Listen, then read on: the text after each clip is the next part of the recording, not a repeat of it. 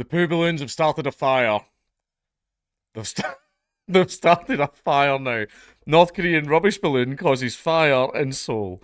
A rubbish balloon from North Korea landed on a Seoul building rooftop and caused a fire, a local fire department has said. Among thousands of balloons Pyongyang has sent southward this year, sparking a tit-for-tat propaganda campaign.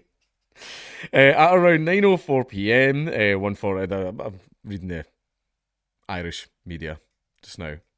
It's just nice to stay abreast. On Sunday, a fire broke out on the rooftop of a four-storey commercial building in the Western District of Seoul, Seoul's Gangseo Fire Station said in a statement. The fire was extinguished in 18 minutes and 15 fire trucks and 56 personnel were deployed, said the fire department, adding there were no casualties, so that's good. Military and police authorities collected the balloon, which was being investigated. Pyongyang launched about 120 rubbish-filled balloons towards the border last night, following 50 balloons that were sent on Saturday, South Korea's military said. Around 40 of the balloons had already landed in the south, mainly in northern Gyeonggi province and the capital, Seoul, the Joint Chiefs of Staff said.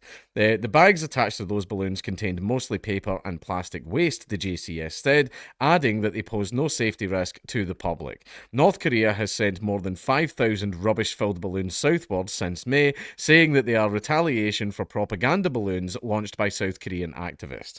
In response, Seoul has suspended a tension-reducing military deal with Pyongyang and restarted some propaganda broadcasts from loudspeakers along the border. Timer devices on balloons caused fires earlier this month, with one near an airport and another at a storage unit. Some North Korean rubbish balloons have thermal timers that could potentially cause fires if they don't separate properly when the heating wire is activated, which acts to detach the balloon from its load, JCS spokesperson Lee Chang-hyun told reporters. I'm sure maybe that is the original intention, but I think if they're like, yeah, if it causes a fire, so they probably really don't care. We have seen it being described as a timer explosion, but we would like to explain again that the method is where a thermal timer heats the balloon's material, causing it to tear apart in mid-air, he added.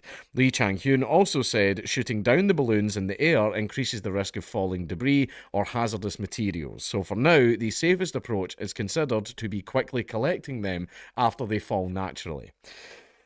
North Korea has data to predict where the balloon will land after flying for a certain number of hours and then detonate the device mid-air to where they intend to drop it, Yang Uk, a research fellow at the Asan Institute for Policy Studies, said.